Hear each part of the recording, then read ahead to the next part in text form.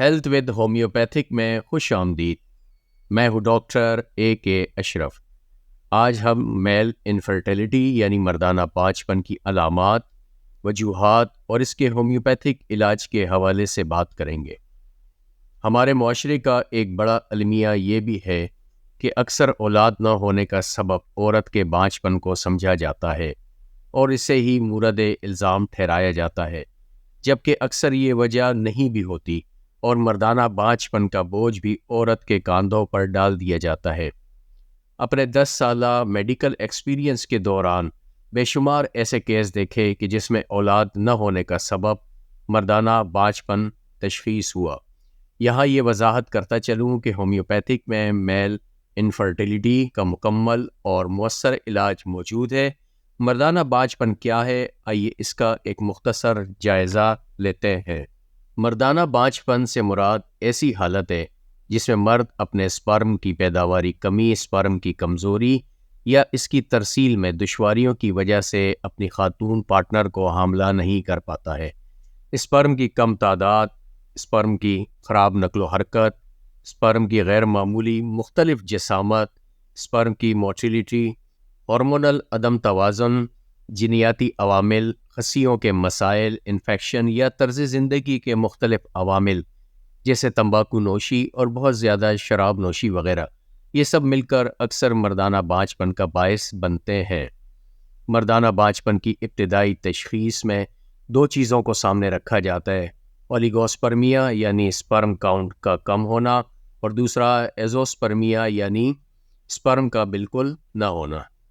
عام طور پر laboratory test کے ذریعے مادہ خاص کا تجزیہ کیا جاتا ہے جس سے اس مرض کی تشخیص ہو جاتی ہے۔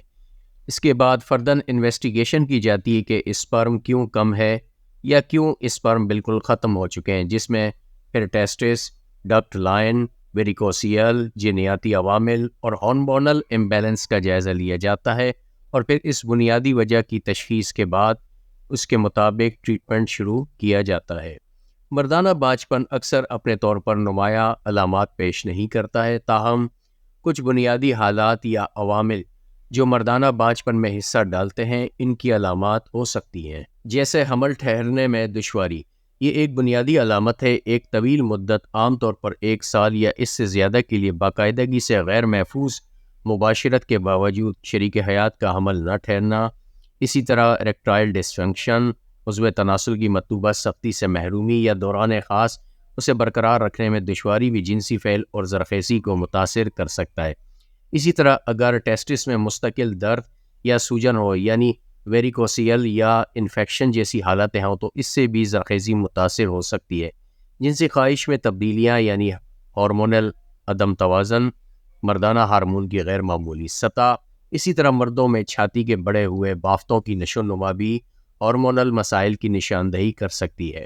بعض اوقات انفیکشن یا تولیدی نالی کی سوزش ڈسچارج کے دوران درد کا باعث بن سکتی ہے، اس سے بھی اسپرم کی زرخیزی متاثر ہو سکتی ہے۔ ٹیسٹس کے سائز میں تبدیلیاں، خصیوں کا سکڑنا بھی اس سے متعلقہ کسی بنیادی مسئلے کی علامت ہو سکتا ہے۔ اس کے علاوہ بار بار پیشاب کی نالی میں ہونے والے انفیکشن زرخیزی کو متاثر کرنے والے بنیادی مسئلے کی نشاندہی کر سکتے ہیں۔ لیکن یہ بات بھی ذہن میں رکھیں کہ بانجھپن کے شکار بہت سے مردوں کو ان علامات کا سامنا نہیں ہوتا، اور علامت کی عدم موجودگی ان کے بانجھپن کو مسترد نہیں کرتی۔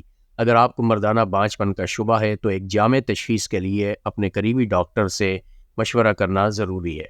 مردانہ بانجھپن کی بنیادی وجوہات کی بات کی جائے تو اس میں اسپرم کی تعداد میں کمی، جس سے فرٹیلیٹی کے امکانات کم ہو جاتے ہیں، خراب اور کمزور اسپرم اور ان کی موٹیلیٹی، اسپرم کی غیر معمولی ساخت، ہارمونل امبیلنس جس سے اسپرم کی پیداوار میں کمی، جینیاتی مسائل، اس کے علاوہ خصیوں کے مسائل خاص کر ویریکوسیل یا خصیوں کا سوکھ کر چھوٹا ہو جانا، بعض جنسی انفیکشن یا تولیدی اعضاء کی سوزش، مادہ خاص کے اخراجی مسائل، اریکٹائل ڈسفنکشن، پری میچور ایجوکولیشن، اس کے علاوہ بعض ادویات اور بعض طرز زندگی کے عوامل جیسے تمباکو نوشی، الکحل اور دیگر منشیات کا زیادہ استعمال، موٹاپا اور زیادہ تناؤ کی سطح وغیرہ، یہ تمام وجوہات مردانہ بانجھپن کو فروغ دینے میں اہم کردار ادا کرتی ہیں۔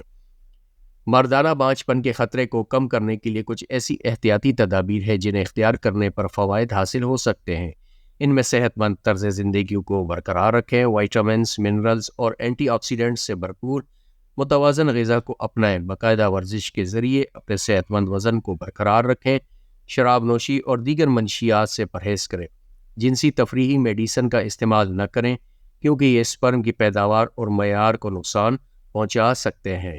ہمیشہ محفوظ جنسی عمل کریں تاکہ جنسی طور پر منتقل ہونے والے انفیکشن جو کہ تولیدی اعضاء کو نقصان پہنچا سکتے ہیں ان سے محفوظ رہا جا سکے۔ ٹیسٹس کو گرم پانی سے محفوظ رکھنے کی کوشش کیا کریں کیونکہ زیادہ گرمی بھی اسپرم کی پیداوار کو متاثر کر سکتی ہے۔ زیادہ تناؤ کی سطح ہارمون کی پیداوار اور جنسی فعل کو متاثر کر سکتی ہے، اس لیے تناؤ کو کم کرنے کی تکنیکوں جیسے یوگا، مراقبہ یا پرسکون ذہن سازی پر عمل کریں۔ ادویات ہمیشہ اپنے ڈاکٹر کے مشورے سے استعمال کریں۔ تولیدی نظام کے ممکنہ نقصان کو روکنے کے لیے کسی بھی انفیکشن کا فوری علاج کریں۔